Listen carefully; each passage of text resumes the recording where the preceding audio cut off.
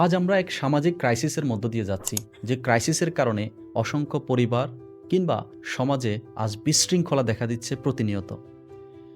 দেখুন, যখনই অন্য ব্যক্তির কোনো মতামত আপনার পছন্দ হয়নি, সাথে সাথে গিয়ে তাকে নিয়ে নেতিবাচক কমেন্ট করে দিচ্ছেন, তাকে ডিমোরালাইজ করার চেষ্টা করছেন, তাকে হেয় প্রতিপন্ন করার চেষ্টা করছেন। কেন? আপনার পছন্দ হয়নি।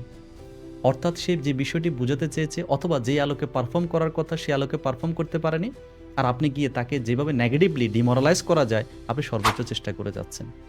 আচ্ছা, আপনি কি একবার ভাবছেন যে আপনার এই ধরনের কথা বা আঘাতগুলো তার ব্যক্তিগত জীবনে, পারিবারিকভাবে, সামাজিকভাবে কতটা হেয় প্রতিপন্ন করাচ্ছে, তাকে কতটা ইমোশনালি কষ্ট দিচ্ছে?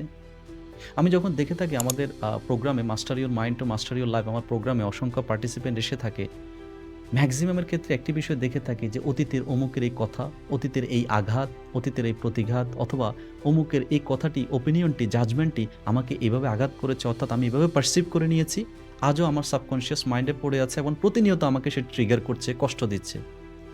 সুপ্রিয় শ্রোতা, একটি রিকোয়েস্ট করবো আপনাদেরকে, যে শুধুমাত্র নিজেকে জেতানোর জন্য, শুধুমাত্র নিজের ইগোকে স্যাটিসফাই করার জন্য অন্যকে আঘাত করবেন না।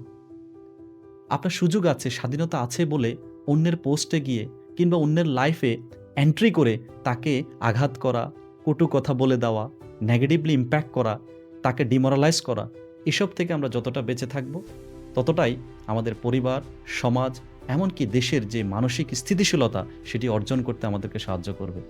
I would request everybody to follow this.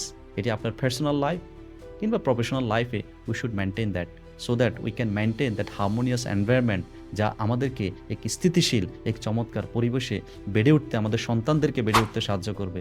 কেননা আজ সামাজিকভাবে দেখে থাকবেন প্রতিনিয়ত অন্যকে ছোট করার মাধ্যমে, অন্যকে ক্রিটিসাইজ করার মাধ্যমে হীন প্রশান্তি খুঁজে পাওয়ার আমরা চেষ্টা করি। আমরা যত সম্ভব চেষ্টা করব এসব থেকে বিরত থাকতে। So I would request everybody to maintain this, and I hope that you will follow this ইনশাআল্লাহ।